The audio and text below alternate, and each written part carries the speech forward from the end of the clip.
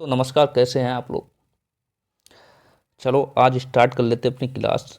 पिछली क्लासें आपने नहीं देखी हैं तो आप जरूर देखी जाएगी। ठीक, स्टार्ट करने से पहले अपना जो बैच चल रहा है उसके बारे में थोड़ी बात कर लेते हैं, फिर क्लासें स्टार्ट करेंगे, अपनी क्लास स्टार्ट करेंगे। और चैनल सब्सक्राइब ना किया हो तो चैनल सब्सक्राइब कर लो, जिससे इसका आपको लाभ मिल जाए। ठीक है, फ्री का ये कोर्स चलाया जा रहा है, कोई फीस नहीं इसकी। ठीक है, हम लोगों ने तो फ्री बैच बेच रहे हैं, हम लोगों ने फ्री बैच चला रहे हैं। ठीक है, कौन सा? D L Ed second semester. D L Ed second semester सत्र कौन सा है? सत्र अपना 23 और 25 है। और बैच का नाम क्या है अपना? Target free batch 90%। 90% प्लस आएगी आपकी, जितना हम लोगों ने करा दिया तो 90+% आ जाएगी। ठीक है, और किस चैनल पे चल रहा है? अपने YouTube channel target exam only पर। किस पे चल रहा है? टारगेट एग्जाम ओनली पर। इसका टाइमिंग क्या है? टाइमिंग देख लेते हैं। टाइमिंग है सुबह जो 10 बजे आपको साइंस की क्लास चल रही थी वो कंप्लीट हो चुकी है, अब उसमें प्रैक्टिस स्टार्ट हो गई है। ठीक है, सुबह जो 11 बजे साइंस इंग्लिश क्लास चल रही है वो कंटिन्यू चल रही है। आपने नहीं देखी है तो जरूर देखी जाके, प्ले लिस्ट भी बनी है तो आप देख सकते हो। शाम को आप हमारे साथ ही 4 बजे जुड़ते ही हो। 4 बजे वर्तमान भारतीय समाज और प्रारंभिक शिक्षा के साथ पेपर नंबर ये पेपर नंबर 1 है हमारा। ये पेपर नंबर 1 है, इसे CDPB कहते हैं, CDPB कहते हैं। ठीक, जो सुपर टेट में और टेट में बहुत पूछे जाते हैं, 30 नंबर की आती है। ठीक, 30 नंबर की आती है। और 5 बजे, ये 5 बजे चल रही है प्रारंभिक शिक्षा के नवीन प्रयास, इसमें पेपर नंबर 2 है। तो ये पेपर नंबर 1 और पेपर नंबर 2 आपने सही से पढ़ लिया तो आप सुपर टेट में 30 नंबर की यहीं से क्वेश्चन पूछे जाते हैं। ठीक है, और शाम को आपको 6 बजे एक नई क्लास स्टार्ट हुई है हिंदी की, वहाँ से आप जुड़िए जाके, बहुत अच्छा मैम पढ़ा रही है। ठीक है, और शाम को आप हमसे 9 बजे मैथ के साथ भी जुड़ते हो तो हम आपको वहाँ पे कंप्लीट सिलेबस हो चुका है और अब प्रैक्टिस भी स्टार्ट होगी। तो हम क्या पढ़ा रहे होंगे आपको?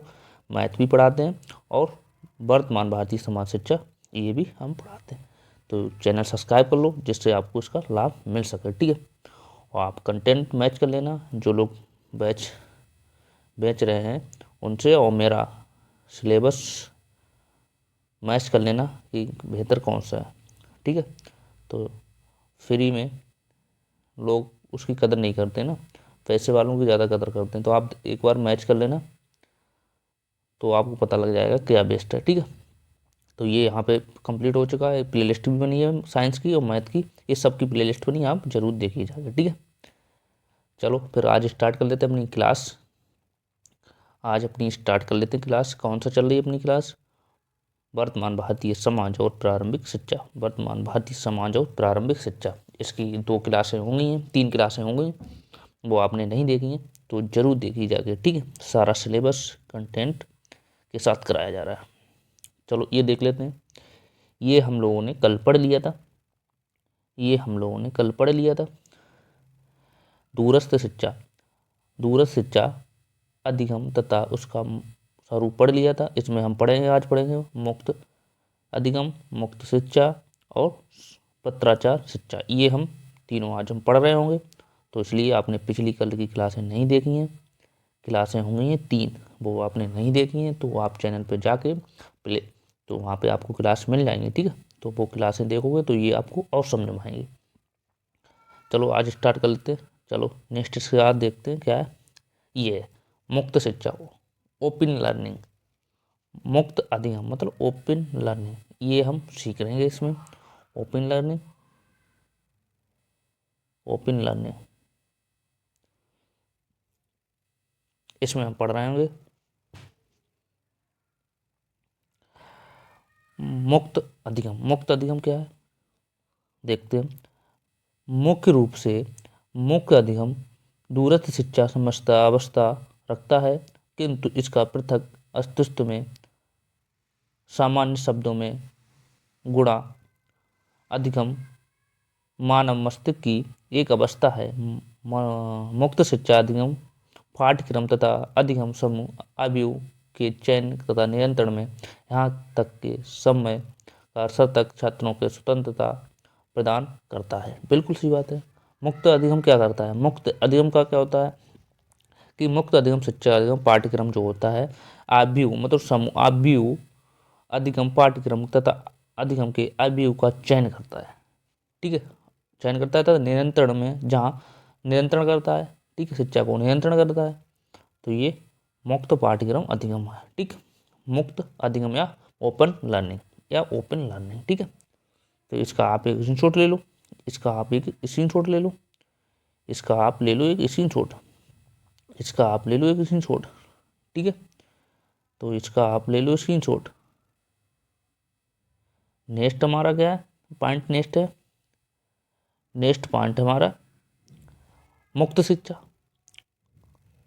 Open education. मुक्त शिक्षा ओपन एजुकेशन सामान्य रूप से मुक्त शिक्षा मुक्ता संप्रदाय पर आधारित है। बिल्कुल है, शिक्षा का अर्थ है, मुक्त शिक्षा का अर्थ है शिक्षा एक ऐसी शिक्षा है, वादा लिख दिया, शिक्षा है जो परंपरागत सामान्यताओं के माध्यम से संचालित नहीं की होती है। ठीक है, ये ज्ञात रहे कि समाचार पत्र शिक्षा संस्थानों तथा दूरस्थ शिक्षा दूरस्थ शिक्षा संस्थानों का मुख्य शिक्षा संस्थान होना आवश्यक नहीं है। ये संस्थाएं मुक्त शिक्षा की संस्थाएं हो सकती हैं अथवा नहीं भी हो, कुछ सीमा तक हो सकती हैं। इसी प्रकार की परंपरागत शिक्षा शाखाएं कुछ सीमाओं तक मुक्त शिक्षा प्रदान करने वाली हो सकती हैं।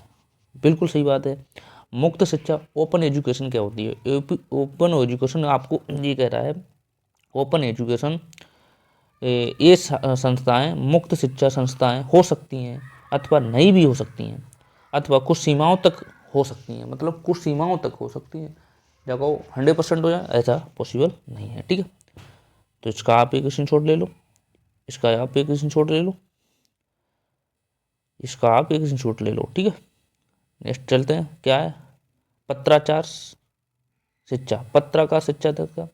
इसमें पत्रकार शिक्षा एक ऐसी शिक्षा है, शिक्षा व्यवस्था है, एक ऐसी शिक्षा व्यवस्था है जिसमें मुद्रा शिक्षा सामग्री डाक के माध्यम से विद्यार्थियों को प्रेरित की जाती है। मतलब पत्रकार शिक्षा ऐसी है जो आपको कोई भी नोटिस या कोई भी पत्र देता है वो डाक के द्वारा दिया जाता है। ठीक है, कैसे दिया? डाक के माध्यम से दिया जाता है तथा अनुसरणीय शिक्षागत संप्रेक्षण है, संप्रेक्षण। ठीक, संप्रेक्षण, ये क्या है? ये संप्रेक्षण है,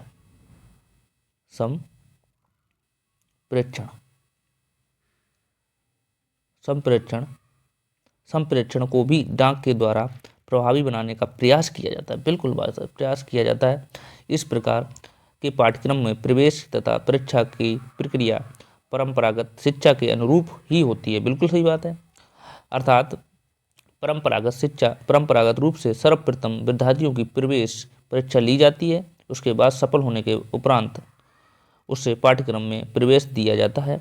जब विद्यार्थी का प्रवेश हो जाता है तो उसे अध्ययन के लिए प्रेरित किया जाता है। अध्ययन अवधि की समाप्ति का परंपरागत रूप से परीक्षा देनी। बिल्कुल सही बात है, पहले बच्चों को परीक्षा दिलवाई जाती है, उसके बाद प्रवेश दिया जाता है। ठीक है, तो इसका आप एक स्क्रीनशॉट ले सकते हो। ठीक है, आप पढ़ते हैं दूरस्थ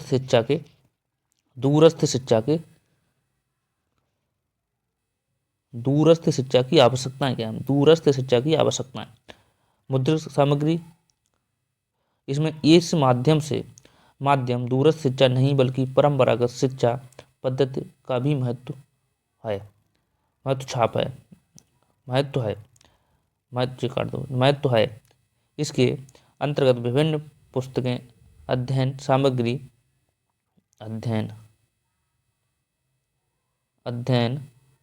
सामग्री तथा पत्र पत्रिका आदि सम्मिलित होती हैं। बिल्कुल सही बात है। इसमें हम लोग क्या करते हैं, जैसे कोई शिक्षक सामग्री है उसमें क्या करेंगे कि अध्ययन करने के लिए बुक होनी चाहिए। ठीक है, पत्र पत्रिकाएं मतलब होती बुक, ठीक है, बुक होनी चाहिए, आदि सम्मिलित होती हैं। ठीक है, इसके बाद देखते हैं सिर्फ द्रव्य सामग्री, ये आपके पास डीएलएड में भैया तो पूछा ही जाता है, इंपॉर्टेंट क्वेश्चन, ठीक है। ये डीएलएड में तो पूछा ही जाता है। और टेट आप और सीटेट, ऐसा एक बार भी नहीं हुआ कि यहाँ से क्वेश्चन ना पूछा गया हो, एक भी बार नहीं हुआ यहाँ से क्वेश्चन नहीं पूछा गया। तो यहाँ से 2 नंबर के पक्के आपके होते हैं। ये सिर्फ द्रव्य सामग्री होती है, ऑडियो विजुअल वाला मटेरियल होता है। ये आपके पास ये क्वेश्चन आपसे पूछा जाता है, डीएलएड में तो पूछा ही जाता है। इसके साथ साथ आपको टेट, सुपर टेट में भी ये क्वेश्चन इंपॉर्टेंट है। ये एग्जामिनर का फेवरेट क्वेश्चन है, ये एग्जामिनर का फेवरेट क्वेश्चन है। तो इसलिए भैया ये आपने सही से पढ़ लिया तो आपको एक्स्ट्रा बिल्कुल नहीं पढ़ना पड़ेगा।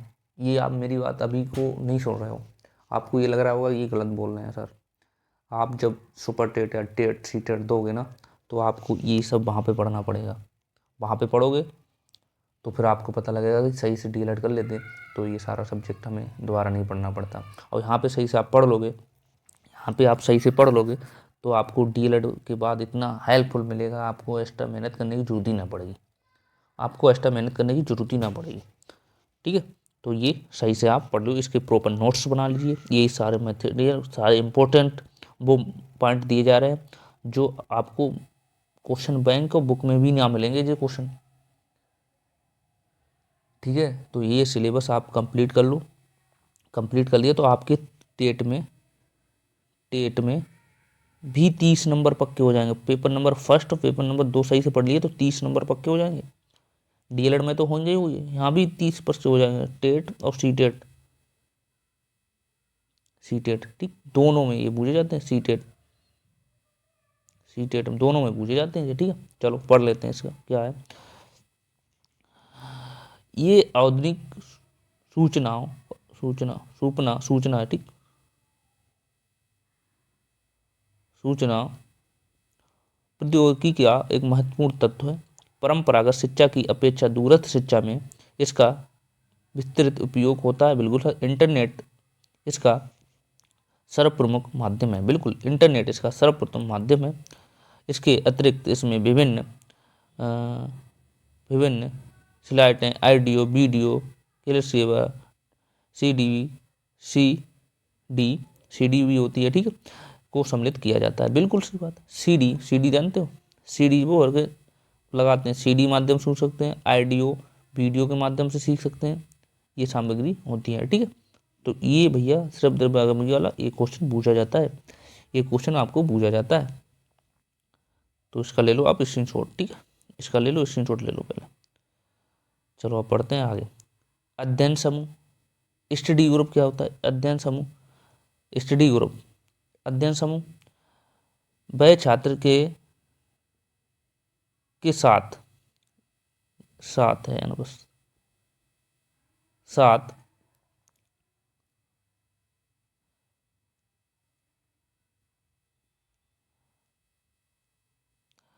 वह छात्रों के साथ अनौपचारिक संवाद, विचार विमर्श तथा तर्क वितर्क करने का मुख्य तत्व है, जिसके माध्यम से विद्यार्थी तार्किक क्षमता की वृद्धि होती है। जब बालक अपने ग्रुप में सीखते हैं, जैसे बालक ग्रुप में सीखते हैं, एक दूसरे से क्वेश्चन करते हैं, तो वहाँ पे आप अच्छा अध्ययन होता है, वहाँ पे तर्क वितर्क क्षमता में वृद्धि होती है, तर्क और वितर्क क्षमता में वृद्धि होती है, ठीक है। तो ये अध्ययन बालक को सबसे ज़्यादा अध्ययन समूह मतलब स्टडी ग्रुप पर ही जोर दिया जाता है कि बालक अपने आप से एक दूसरे से क्वेश्चन करके, एक दूसरे वार्तालाप करके सीखे, तो ये होता है अध्ययन समूह। ये सबसे इम्पोर्टेंट क्वेश्चन है सीटेट में। यही सबसे ज़्यादा सीटेट में बच्चे को भगवान माना जाता है। मतलब भगवान मतलब कि बच्चे को आप कोई भी प्रकार का दंड नहीं दे सकते। बच्चों को सबसे ज़्यादा सिखाना चाहिए उसे, वो ग्रुप में स्टडी करे। ग्रुप में स्टडी करेगा तो एक दूसरे वार्तालाप करेगा, अपने वार्तालाप की क्षमता बढ़ेगी, वृद्धि होगी तर्क वितरित करने से, तो ये चीज़ होती है, ठीक। औपचारिक संवाद विचार, ठीक। तो ये आप ले लो स्क्रीनशॉट। ये डीएलएड में भैया भर भर के पूछा जाता है। डीएलएड में ये क्वेश्चन आया हुआ है, कितने में आया? 2019 में क्वेश्चन आया हुआ है ये, ठीक है। अध्ययन समूह से ऐसा आता है, अध्ययन समूह से आप क्या समझते हैं? अध्ययन समूह से बच्चों को कैसे कैसे आप समझा सकते हो, तो आप यही आ जाएगा, छात्र अध्ययन समूह से छात्र अपने में तर्क वितर्क विचार विमर्श की क्षमता बढ़ती है। तो आप ऐसे कर सकते हो। ठीक, ये नोट कर लो उसे। नेक्स्ट है आइडियो रेडियो तथा दूरदर्शन। ठीक है, रेडियो एंड टेलीविजन, ये माध्यम सर्व सुलभ तथा सर्वव्यापक माध्यम है। बिल्कुल सही है, ये माध्यम सर्व सुलभ तथा सर्वव्यापक माध्यम है। बिल्कुल सही बात। रेडियो तथा दूरदर्शन, रेडियो तथा दूरदर्शन, जिसमें पहला पॉइंट हमारा क्या है, कंप्यूटर आधारित शिक्षण अधिगम, कंप्यूटर आधारित शिक्षण अधिगम। तो इसमें शिक्षण द्वारा पहला पॉइंट हमारा क्या है, ये इंपॉर्टेंट क्वेश्चन है, ये हमसे पूछे जाते हैं क्वेश्चन। ठीक है, तो इसलिए भैया ये स्किप आप नहीं कर सकते, 1% स्किप करोगे तो आप खुद इसके जिम्मेदार होगे। तो चैनल सब्सक्राइब कर लो, जिससे आपको इसका लाभ मिल सके, टाइम टू टाइम नोटिफिकेशन पहुंचता रहे। चैनल सब्सक्राइब कर लोगे तो फ़ायदा मिलेगा। यूट्यूब पे किसी ने फ्री बैच नहीं दिया, आप देख लो जाके। ठीक है, और किसी ने कुछ कराया हो तो कंटेंट मैच कर लेना आप, फिर पता लग जाएगा आपको कि कौन सा बेस्ट है सर कंटेंट दे रहे हैं, कौन से सही नहीं दे रहे आपको। तो लोग 500 में, 200, 250 में, 500 में बैच आपको दे रहे हैं। ठीक है, और यहाँ पे आपको हम फ्री में अब करा रहे हैं वही चीज़। अब वो कंटेंट मिला लेना 500 वाला और मेरा फ्री वाला मिला लेना, और सारी क्लासें इंपॉर्टेंट हैं, देख लीजिए जाके, कंटेंट मैच कर लेना। डिफरेंस हो तो आप देखिए जुड़िए, नहीं तो फिर आप जहाँ से पढ़ रहे हो वहाँ से पढ़ ही रहे हो, ये कोई ज़बरदस्ती नहीं है। आपका अच्छा लगे तो पढ़ सकते हो। ठीक है, तो हम सोच रहे हैं कि 500 रुपये, बहुत बच्चे ऐसे हैं जिन बेचारे 500 रुपये अफोर्ड नहीं कर पा रहे हैं, तो DLED का भी बैच बेच रहे हैं, तो फिर तो गलत बात है। चलो फिर देखते हैं अपना। ठीक है, चैनल सब्सक्राइब कर लो, जिससे आपको फ़ायदा मिले, अपने दोस्तों को भी शेयर करो। फ्री भाई ऑफकोर्स भैया कोई यूट्यूब पे नहीं दे रहा है, देख सकते हैं जाके। चलो देख लेते हैं कंप्यूटर आधारित शिक्षण अधिगम। इसमें कहा वर्तमान में अधिगम में कंप्यूटर की अपनी एक नपी न्यापक भूमिका निर्वहन कर रहा है। कंप्यूटर पर कोई विद्यार्थी विभिन्न सॉफ्टवेयर कार्यक्रम तथा इंटरनेट के माध्यम से विश्व की कोई भी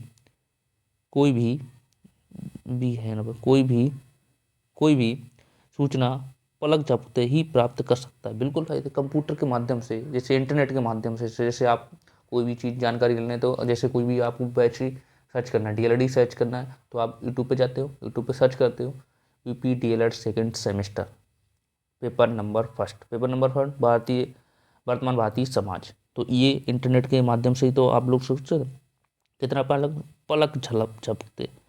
तो ये ऐसे आप इसकी ये लिख सकते हो। आपको लिखने को आ जाए कंप्यूटर आधारित शिक्षण अधिगम क्या है, तो क्या लिख सकते हो, कंप्यूटर शिक्षण अधिगम, कंप्यूटर की अपनी एक निर्वहन भूमिका होती है। कंप्यूटर में कोई भी विद्यार्थी विभिन्न सॉफ्टवेयर कार्यक्रम इंटरनेट के माध्यम से बहुत सी चीज़ें आसान तरीके से जानकारी प्राप्त कर सकता है। ठीक, चलो नेक्स्ट देखते हैं हमारे पास। नेक्स्ट क्या है, दूरस्थ शिक्षा की आवश्यकता एवं महत्व। दूरस्थ शिक्षा की आवश्यकता एवं महत्व देख सकते हैं। दूरस्थ शिक्षा, पहले पॉइंट क्या, दूरस्थ शिक्षा का मुख्यतः जीवन के प्रारंभिक समय में शिक्षा ग्रहण कर पाने वाले व्यक्तियों के लिए है।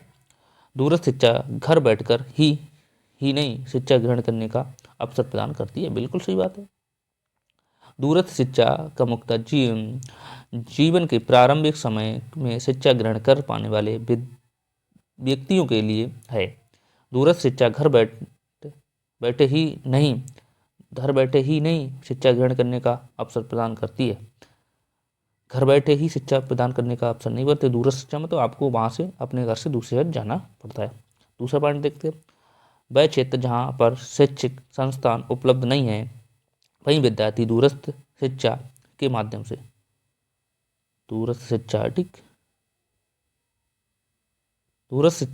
माध्यम से इच्छित पाठ्यक्रम में प्रवेश पाकर शिक्षा को पूर्ण तथा उपयोगी बना सकता है। बिल्कुल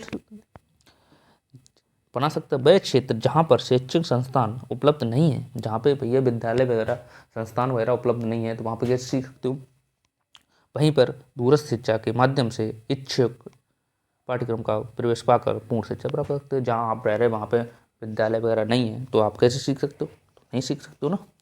ठीक है, तो इसका आप एक स्क्रीनशॉट ले लो। इंपॉर्टेंट क्वेश्चन है ये, आपको 5 डीएलएड में पूछा हुआ क्वेश्चन है, इंपॉर्टेंट क्वेश्चन भी है।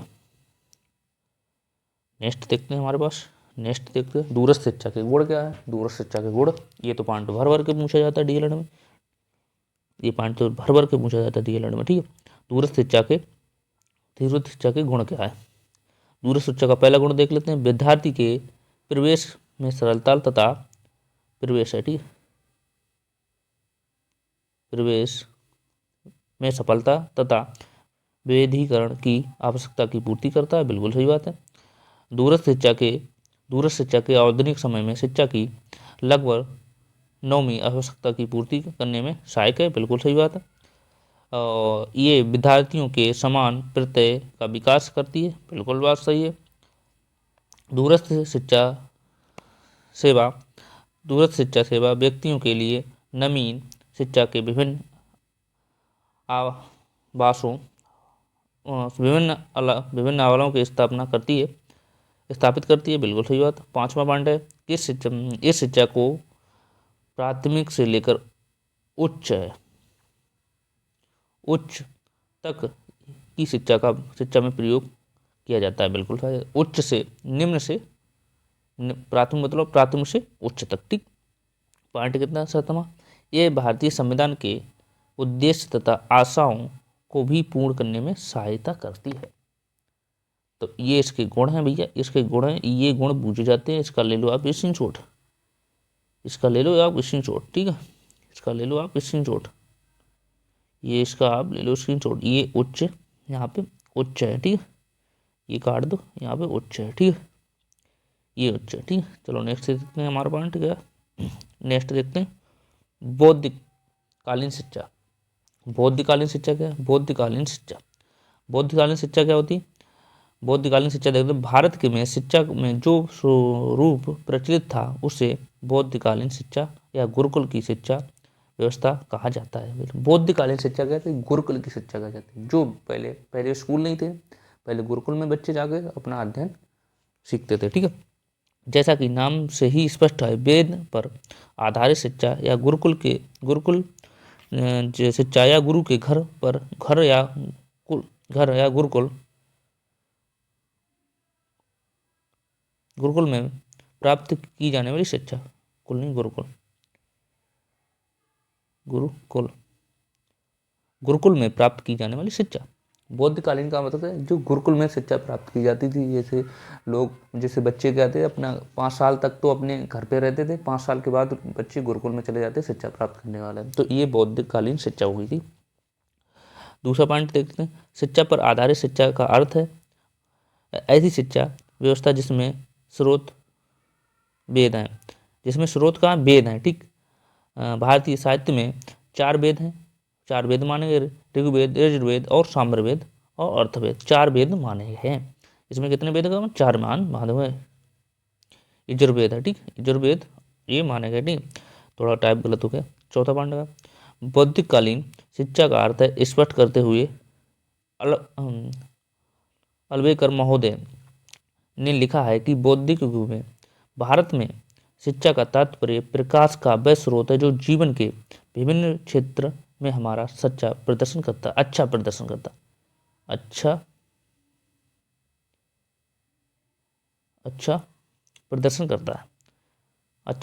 करता है, ठीक है। ये इसके पॉइंट है। बौद्धिककालीन शिक्षा क्या थी, जो बच्चे अपने घर से दूर मतलब गुरुकुल में शिक्षा प्राप्त करना बौद्धिककालीन शिक्षा कहलाती है, ठीक है। जो 5 साल तक बच्चे अपने घर में रहते थे उसके बाद सीखते थे। चलो ये आप स्क्रीनशॉट ले लो और फिर देखते हैं आगे क्या। आगे देखते हैं, इन्हें भी जान लो। ये पॉइंट हमने सारे इंपॉर्टेंट ही, इन्हें भी जान लो। इंपॉर्टेंट क्वेश्चन ये यहाँ से 1 नंबर आपका पक्का। बहुविकल्प में बूझ लिए जाते हैं, ये क्वेश्चन आपके पास बहुविकल्प में बूझ लिए जाते हैं और इसमें 1 नंबर में ऐसे बनलाने में बूझ लिए जाते हैं, ठीक है। बहुविकल्प में भी बूझ लिए जाते हैं, वैसे भी बूझ लिए जाते हैं आपके पास। तो 1 नंबर यहाँ से आपको पक्का हो जाएगा। जिसे कहते हैं एक जो वेद का ज्ञाता होता है उसे क्या बोलते थे, स्नातक। जो एक वेद का ज्ञाता था उसे कहते थे स्नातक। जो दो वेदों वेद वेदों वेद वेदों जो दो वेदों का ज्ञाता था उसे कहते थे वसु। तीन वेद के ज्ञाता को क्या कहते थे? रुद्र कहते थे। और चार वेदों चौथे वेद में तो चार वेदों के ज्ञाता को क्या कहते थे? आदित्य कहते थे। तो ये भैया सारे इंपॉर्टेंट हैं पॉइंट, यहाँ से आपको 1 नंबर का भूल लिए जाते हैं, डीएलएड में 1 नंबर का भूल लिए जाते हैं। ठीक है, तो इसका आप एक ले लो स्क्रीनशॉट, इसका ले लो आप स्क्रीनशॉट। ये देख लेते हैं इसकी आय सीमा क्या थी, आय देते हैं उपनय की आय, मतलब आय क्या थी। जैसे ब्राह्मण छात्र के ब्राह्मण जो छात्र उनके लिए 8 वर्ष एज थी, और क्षत्रिय छात्रों के लिए 11 वर्ष थी, और वैश्य छात्रों के लिए 12 वर्ष थी। 12 वर्ष तक प्रवेश कर सकते थे, उनके लिए ये एज क्राइटेरिया था। देख लेते हैं अध्ययन काल क्या था, अध्ययन काल देख लेते हैं। हम ये सब क्या पढ़ क्या रहे हैं, ये हम सब क्या पढ़ रहे हैं,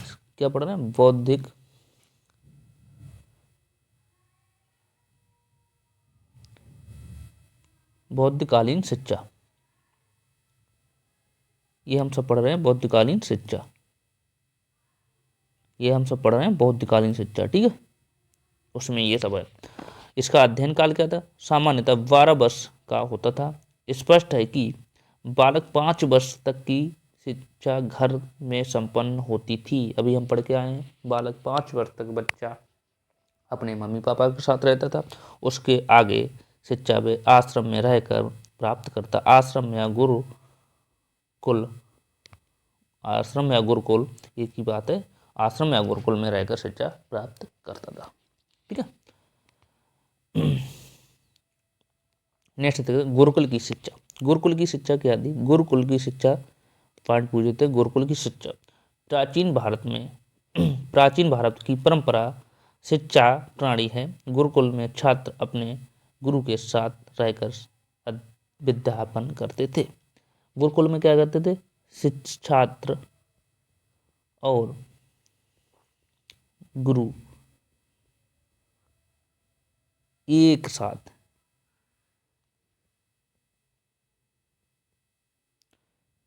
रहते थे। ठीक, गुरुकुल में क्या था, छात्र और गुरु एक ही जगह रहकर शिक्षा प्राप्त करते थे।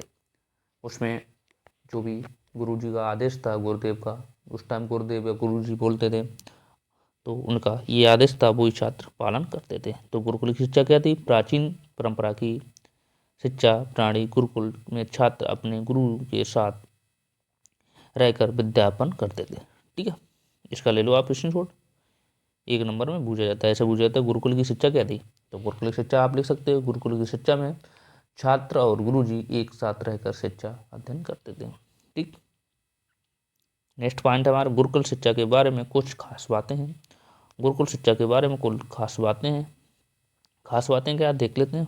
पॉइंट नंबर 1, गुरुकुल शिक्षा का मकसद था छात्रों का शैक्षणिक शिक्षा देना होता था, और इसमें आध्यात्मिक, नैतिक और शारीरिक शिक्षा सभी शामिल थी। इसमें आपके पास नैतिक,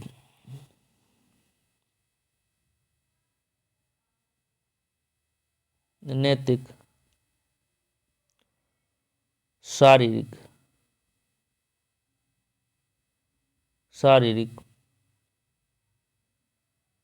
आध्यात्मिक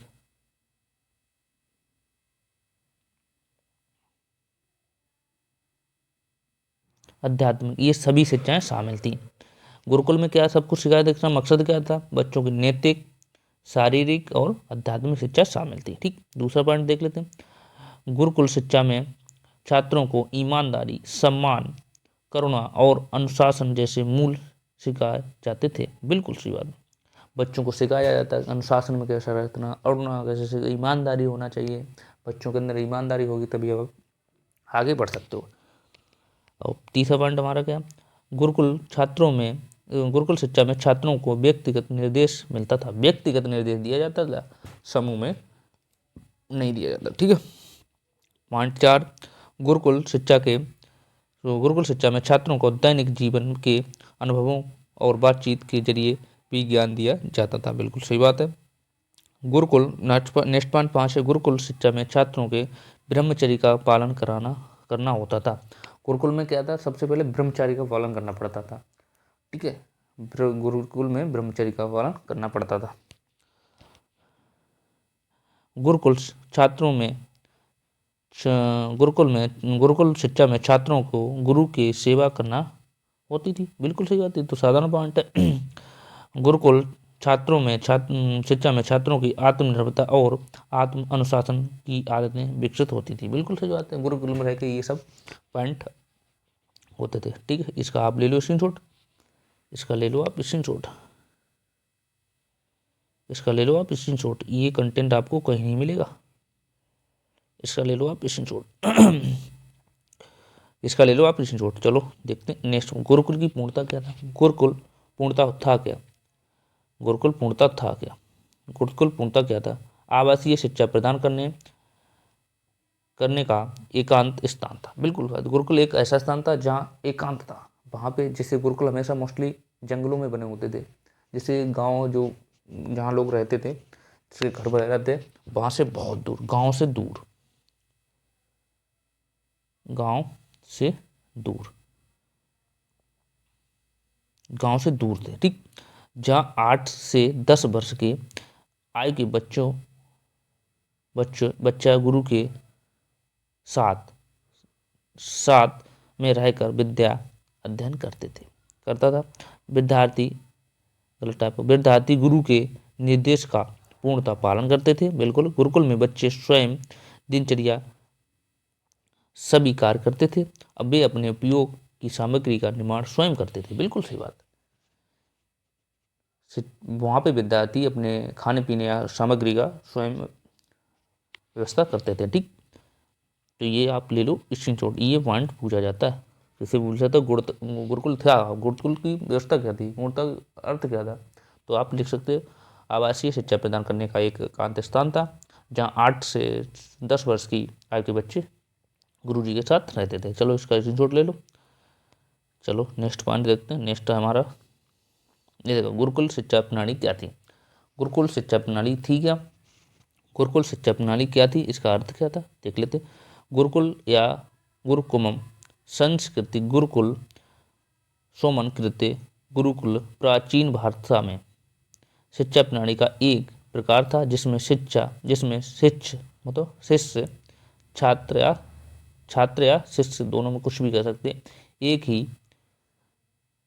ही घर में गुरु के साथ रहे, एक ही घर में, अभी कहते एक ही घर में गुरु के साथ या उनके गुरु के पास या उनके साथ कुछ समय के लिए रहते थे, जहाँ वे अपने गुरु जी की सीखते और शिक्षित करते थे, अपने गुरु जी से सीखते थे और शिक्षित होते थे। बिल्कुल सही बात है, साधारण पॉइंट। या पहले या शिष्य कह सकते या छात्र या शिष्य कहते थे। पहले गुरुकुल का मतलब ये था, जो अपने गुरु जी के साथ रहते थे और गुरु जी की बातें सीखते थे और शिक्षित होते थे। तो ये पॉइंट इंपॉर्टेंट है भैया, ये पॉइंट इंपॉर्टेंट है, तो ये आप इसका स्क्रीनशॉट ले सकते हो। नेक्स्ट पॉइंट देखते हैं, गुरुकुल का मुख्य उद्देश्य क्या था। गुरुकुल का मुख्य उद्देश्य क्या था, इंपॉर्टेंट क्वेश्चन। गुरुकुल का मुख्य उद्देश्य क्या था? गुरुकुल का मुख्य उद्देश्य था, गुरुकुल प्रणाली का उद्देश्य छात्रों का शैक्षणिक शिक्षा प्रदान करना था, जिसमें आध्यात्मिक, नैतिक तथा शारीरिक जैसे सभी महत्वपूर्ण पहलू शामिल थे। बिल्कुल सही बात है, ये हम पढ़ के भी आए हैं, जिसमें गुरुकुल का मुख्य उद्देश्य था बालकों का शैक्षणिक विकास करना, आध्यात्मिक विकास करना, नैतिक विकास करना, शारीरिक विकास करना, ये इनका मुख्य उद्देश्य था। ठीक, छात्र में ईमानदारी, सम्मान, करुणा और अनुशासन जैसे मूल को शामिल करके व्यक्तित्व विकास का पर जोर दिया जाता था। बिल्कुल सही बात, ये हम सब कुछ पढ़ के आए हैं। गुरुकुल का मुख्य उद्देश्य क्या था? गुरुकुल की लिख सकते हैं, गुरुकुल का मुख्य उद्देश्य था कि बच्चों के अंदर ईमानदारी, करुणा, अनुशासन जैसे मूल्यों को शामिल करके उनके व्यक्तित्व का विकास पर जोर दिया जाता था। तो आप यहाँ से भी लिखा होगा, यहाँ भी इतना लिखा होगा, तब भी आपको 2 नंबर मिल जाएंगे, 2 नंबर आपके पक्के हो जाए। डीएलएड में ज़्यादा लिखना नहीं पड़ता है, डीएलएड में उतना फीचर लिखना पड़ता है जितना ज़्यादा हो जाता है, ज़्यादा लिखने की कोई ज़रूरत ही नहीं। ठीक है, जे आप लिख सकते हो। नेक्स्ट पॉइंट देखते हैं हमारा, नेक्स्ट पॉइंट हमारा है शिक्षण की गुरुकुल शैली क्या थी। शिक्षण की गुरुकुल शैली क्या थी, इंपॉर्टेंट क्वेश्चन, ये डीएलएड में पूछा हुआ क्वेश्चन है।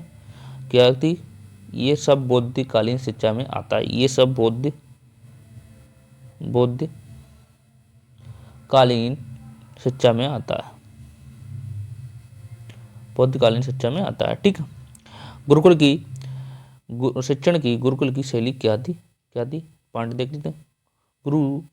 गुरुकुल शिक्षण प्रणाली एक ऐसी सदियों पुरानी भारतीय परंपरा थी जहाँ छात्र अपने गुरु के साथ एक प्रकृति वातावरण में रहते थे। उसका उद्देश्य व्यक्तिगत मार्गदर्शन, बातचीत के माध्यम से समग्र दृष्टिकोण, आध्यात्मिक, नैतिक और व्यवहारिक ज्ञान प्राप्त करना था। बिल्कुल वही सारे पॉइंट हैं इसमें। गुरुकुल के शिक्षण क्या था, तो ये आप यहाँ से ऐसे लिखते हुए 2 नंबर पक्के हुए। तो पूछा जाए शिक्षण की कुल गुरुकुल की क्या शैली थी, शिक्षण देने की क्या शैली थी।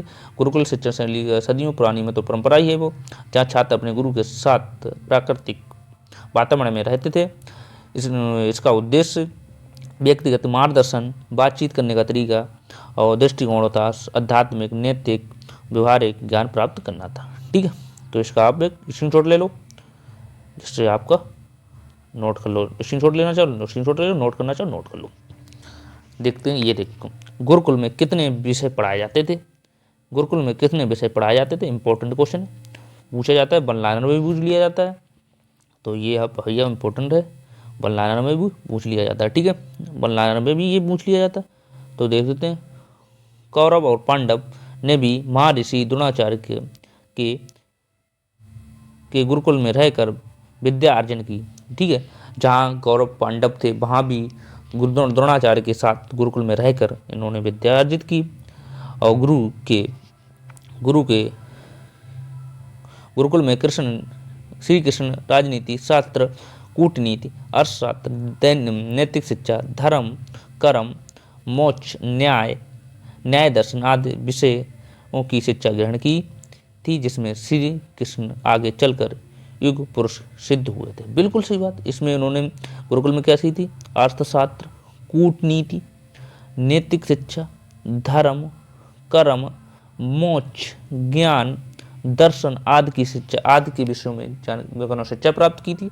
और बाद में आगे चलकर श्री कृष्ण एक युग पुरुष हुए थे। ये इंपॉर्टेंट क्वेश्चन है, ये डीएलएड में 2019 में पूछा हुआ क्वेश्चन है। ठीक है, डीएलएड। तो ये भैया, तो इसलिए चैनल सब्सक्राइब कर लो, जिससे आपको लाभ मिल सके इसका। ठीक है, फ्री बाय ऐप कोर्स है, कोई भी फीस आप पे नहीं ली जा रही। इसकी आपको पीडीएफ भी मिलेगी, आप मैसेज करो तो आपको इसकी पीडीएफ भी हम आपको प्रोवाइड कराएंगे। ठीक है, चलो नेक्स्ट देखते हैं इसके आगे, स्क्रीनशॉट ले लो। नेक्स्ट देखते हैं इसके आगे। नेक्स्ट हमारा है गुरुकुल में कितने विषय पढ़ाए जाते। गुरुकुल में 18 विषय पढ़ाए जाते थे। कितने विषय पढ़ाए जाते थे, 18। अब एमसी क्या है, 1 नंबर में आ जाता है कि गुरुकुल में कितने विषय पढ़ाए जाते हैं, 18। ठीक है, कितने विषय पढ़ाए जाते हैं, 18। गुरुकुल में 18 विषय पढ़ाए जाते हैं। गुरुकुल के 18 विषय क्या थे, भाषा अध्ययन, विशेष रूप से संस्कृति, व्याकरण, खगोलीय विज्ञान, गणित, आयुर्वेदिक चिकित्सा, दर्शन, राजनीतिक, अर्थशास्त्र राजनीति आ जाती है, विज्ञान, प्रशासन, योग, कर्म। ठीक है, ये शारीरिक शिक्षा, ये सब थे। ठीक, ये आप इसका स्क्रीनशॉट ले सकते हो। ठीक है, इसका आप स्क्रीनशॉट ले सकते हो। अब देखते हैं गुरुकुल शिक्षा का उद्देश्य क्या था। गुरुकुल शिक्षा का उद्देश्य क्या था, गुरुकुल एजुकेशन सिस्टम क्या था। गुरुकुल एजुकेशन सिस्टम क्या था, कई उद्देश्य पर आधारित थी, जहाँ पर मुख्य उद्देश्य ज्ञान विकसित करना था, मेन उद्देश्य तक ज्ञान विकसित करना और शिक्षा पर अत्यधिक ध्यान केंद्रित करना होता था। सामाजिक मानकों के बावजूद हर छात्र के साथ समान व्यवहार किया जाता था। हर विद्यार्थी के साथ, हर छात्र के साथ समान व्यवहार किया जाता था। और इस शिक्षा का प्रणाली से मिलने निर्देश छात्रों को अपनी तरह की लाइफ बनाने में मदद करती थी। इस तरह से छात्र को जीवन की कठिनाई समय में भी खुद को दृढ़ता खड़े रहने में मदद मिलती थी। बिल्कुल सही बात है। मेन उद्देश्य क्या था इनका, एजुकेशन, गुरुकुल एजुकेशन सिस्टम में क्या था, कई उद्देश्य थे। जैसे उनका मानसिक विकास करना, विकसित करना, ठीक, मुख्य उद्देश्य विकसित करना, और ये मानसिक बावजूद और मदद करती, लाइफ में उनकी दृढ़ संकल्पना आती थी, तो ये इनका मेन मकसद था। चलो इसका स्क्रीनशॉट ले लो आप। नेक्स्ट पॉइंट देखते हैं, गुरुकुल शिक्षा प्रणाली के कुछ खास उद्देश्य ये रहे, ठीक, खास उद्देश्य क्या रहे देख लेते हैं। पहले पॉइंट संपूर्ण विकास करना, दूसरा पॉइंट व्यक्तिगत विकास करना, तीसरा पॉइंट आध्यात्म जागृति करना, चौथा पांचवा पॉइंट प्राकृतिक और समाज के प्रति जागरूकता। आगे देखते हैं, पीढ़ी दर पीढ़ी ज्ञान और कल्चर को आगे बढ़ाना, पीढ़ी दर पीढ़ी ज्ञान और कल्चर को आगे बढ़ाना जो चला आ रहा है, ठीक। नेक्स्ट पॉइंट का जीवन में सेल्फ कंट्रोल और अनुशासन रहना, सेल्फ कंट्रोल और अनुशासन में रहना, तो ये इसके उद्देश्य थे, ये आपके पूछे जाते हैं, तो आपको पूछ लिया जाता है गुरुकुल के मुख्य प्रणाली के उद्देश्य क्या थे, तो आप कैसे लिख सकते हो, ठीक। नेक्स्ट देखते हैं हमारे पास क्या है, और बहुत क्वेश्चन है। नहीं तो प्राचीन भारत में गुरुकुल पद्धति क्या थी, प्राचीन भारत में गुरुकुल पद्धति क्या थी, प्राचीन भारत में गुरुकुल पद्धति क्या थी, तो देख लेते हैं क्या थी। प्राचीन भारत में गुरुकुल पद्धति पढ़ने वाले बच्चों में गुरु के यहाँ जाना पड़ता था, बिल्कुल जाना होता था, गुरु के यहाँ ही जाना पड़ता, ना कि गुरु आते थे तुम्हारे घर पे, वहाँ वो गुरु के यहाँ रहकर अपनी शिक्षा पढ़ाई करते थे, और वहाँ जाने वाले बच्चों की आयु 8 से 10 साल की होती थी, 8 से 10 साल के बच्चे के बाद ही यहाँ पर जा सकते थे, और विद्यार्थियों वहीं रहकर गुरु के आज्ञा का पालन करते थे और उनके निर्देश के अनुसार अपनी शिक्षा लेते थे। गुरुकुल में बच्चे को दिनचर्या के भी कार्य करने पड़े, दिनचर्या के साथ साथ के सभी कार्य करने पड़ते थे, बिल्कुल सही बात। वहाँ पे भैया बच्चे ही जाएंगे गुरुकुल में, ना कि गुरु जी आएंगे तुम्हारे घर पे सिखाने। तो यहाँ पे मेन पॉइंट है एज, देखते एज कितनी थी, एज के 8 से 10 साल के बच्चे जाते थे, ठीक। 5 साल तक तो बच्चों की घर पे ही शिक्षा होती थी मम्मी पापा के साथ अपने, ठीक। नेक्स्ट देखते पॉइंट हमारा कहाँ, नेक्स्ट पॉइंट इसका स्क्रीनशॉट ले लिया था, स्क्रीनशॉट ले लो इसका। चलो नेक्स्ट पॉइंट देखते हैं। नेक्स्ट पॉइंट हमारा गुरुकुल में किस प्रकार छात्रों को विभाजित किया जाता था, अभी हम पढ़ के आए हैं। गुरुकुल में किस प्रकार के छात्रों को विभाजित किया जाता था, छात्रों को 3 श्रेणियों में विभाजित किया जाता था। नंबर 1 बसु मतलब क्या होते हैं, जो 24 साल की उम्र तक शिक्षा प्राप्त करने वाले थे। बसु क्या थे, बसु जो थे वो 24 वर्ष तक की उम्र तक शिक्षा प्राप्त करने वाले थे। दूसरा रुद्र क्या होता है, 36 वर्ष की उम्र तक शिक्षा प्राप्त करने वाले को रुद्र कहते थे। आदित्य कह सकते हैं 48 साल की उम्र तक शिक्षा प्राप्त करने वाले को आदित्य कहते थे, ठीक है। ये पॉइंट हो गया। नेक्स्ट देखते हैं, नेक्स्ट हमारे पास क्या, इसका स्क्रीनशॉट ले लिया, इसका स्क्रीनशॉट ले लो, इंपॉर्टेंट है, ठीक है, इसका एक स्क्रीनशॉट ले लो। नेक्स्ट देखते हैं, नेक्स्ट है, अब देखते हैं प्रश्न, इस पर थोड़े क्वेश्चन देख लेते हैं, क्वेश्चन, ठीक है। इस पर देख लेते हैं क्वेश्चन क्या, फर्स्ट क्वेश्चन हमारा है, भारत में कुल कितने गुरुकुल हैं, तो भारत में कुल गुरुकुल 4000, भारत में कुल 4000 गुरुकुल हैं, 4000 से ज़्यादा ही हो गया, ठीक है, भारत में 4000 गुरुकुल हैं। दूसरा क्वेश्चन हमारा क्या है, गुरुकुल में क्या पढ़ाया जाता था, इंपॉर्टेंट क्वेश्चन, अभी हम पढ़ के आए हैं, गुरुकुल में क्या पढ़ाया जाता था। गुरुकुल में उत्तर देव वेदों के साथ साथ गणित, विज्ञान, अंग्रेजी, अर्थशास्त्र की भी शिक्षा प्रदान की जाती है, वेद भी पढ़ाए जाते थे, उसके साथ साथ विज्ञान, अंग्रेजी, अर्थशास्त्र की भी शिक्षा दी जाती थी, ठीक है। नेक्स्ट पॉइंट हमारा क्या है, नेक्स्ट क्वेश्चन है, गुरुकुल कौन सी भाषा का शब्द है, इंपॉर्टेंट क्वेश्चन, गुरुकुल कौन सी भाषा का शब्द है, गुरुकुल का शब्द प्राचीन शब्द है और ये शब्द संस्कृत भाषा से लिया गया है, बिल्कुल सही है, ये प्राचीन भाषा शब्द का है, ठीक है। तो ये इंपॉर्टेंट क्वेश्चन है, इसका आप स्क्रीनशॉट ले लो या नोट कर लो। चलो नेक्स्ट देखते हैं, नेक्स्ट है question number 5, question number 5, question number 5 क्या है? गुरुकुल गुरुकुल गुरुकुल में छात्रों में कितनी श्रेणियों में विभाजित किया जाता था? गुरुकुल में छात्रों को कितनी श्रेणियों में विभाजित किया जाता था? अभी पढ़ के आए, 3 श्रेणियों में विभाजित किया जाता था। कौन सी श्रेणियां थी? अभी हम पढ़ के आए, वसु, रुद्र और आदित्य, 3 श्रेणियां थी। वसु, रुद्र, वसु वाले क्या थे? वसु वाले 24 वर्ष तक वाले थे। फिर थे रुद्र, रुद्र कितने थे? 36 वर्ष वाली। और आदित्य कितने थे? आदित्य थे 48 वर्ष वाले। यही तो हम पढ़ के आए। तो ये 3 श्रेणियों में विभाजित किए गए। अगला पॉइंट क्या है हमारा? अगला पॉइंट हमारा गुरुकुल का प्रमुख उद्देश्य क्या था? गुरुकुल का प्रमुख उद्देश्य क्या था?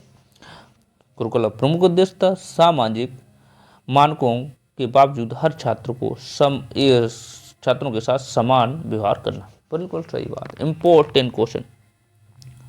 गुरुकुल का मुख्य उद्देश्य क्या था? गुरुकुल का मुख्य उद्देश्य था सामाजिक मानकों के बावजूद हर छात्र के साथ समान व्यवहार करना। हर छात्रों के साथ समान व्यवहार करना। इसका आप ले लो स्क्रीनशॉट, इसका ले लो आप स्क्रीनशॉट। सारे क्वेश्चन हो चुके हैं, सारे क्वेश्चन हो चुके हैं, सारे क्वेश्चन हो गए हैं। ठीक है, तो ये खत्म हो चुका है। बौद्धकालीन शिक्षा खत्म हो गई। कल हम पढ़ रहे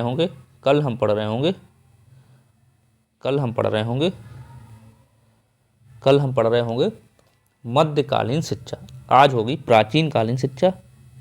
प्राचीन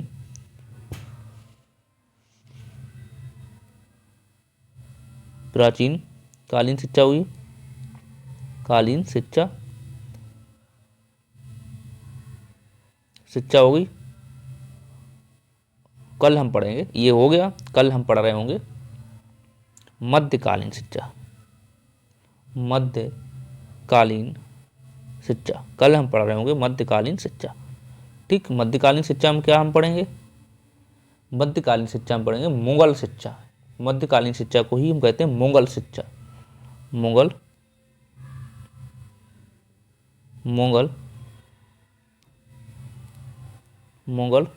कालीन शिक्षा।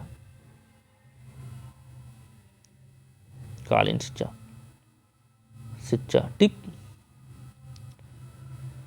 मध्यकालीन शिक्षा को ही हम कहते हैं मुगल कालीन शिक्षा। ये तो हमारा खत्म हो चुका है। कल हम पढ़ेंगे ये मध्यकालीन शिक्षा पढ़ रहे होंगे कल। ठीक, तो चैनल सब्सक्राइब ना किया हो तो चैनल सब्सक्राइब कर लो, जिससे आपको इसका लाभ मिलता रहे। ठीक, इससे आपको इसका लाभ मिलता रहे। ठीक, सारे इंपॉर्टेंट क्वेश्चन। चलो एक बार आप स्क्रीनशॉट इसका ले सकते हो, स्क्रीनशॉट ले लो इसका। ये तो पढ़ लिया था, इसका स्क्रीनशॉट ले लो।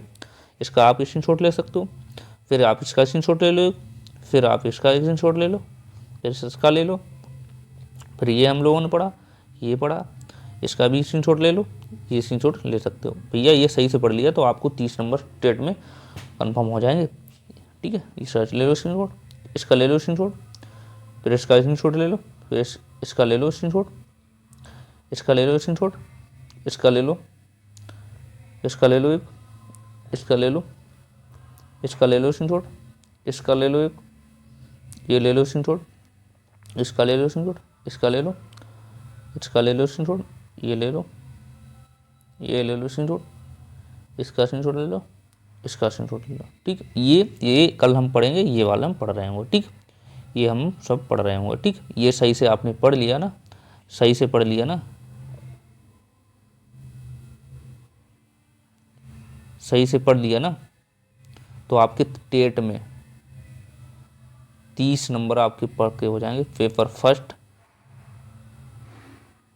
फर्स्ट और पेपर एंड सेकंड दोनों सही से आपने पढ़ लिए तो ये यहीं से 30 नंबर आते हैं। इसे बोलते हैं CDP।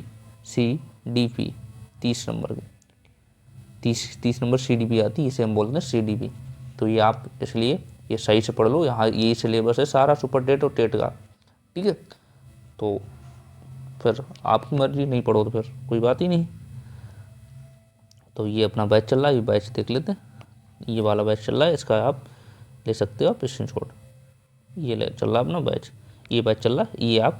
ये मैथ का भी प्ले लिस्ट बनी है और साइंस की भी कंप्लीट सिलेबस हो चुका है। ये आप ज़रूर देखिए जाके एक बार। ठीक है, चलो फिर। मिलते हैं नेक्स्ट क्लास में, तब तक के लिए थैंक यू और बाय बाय।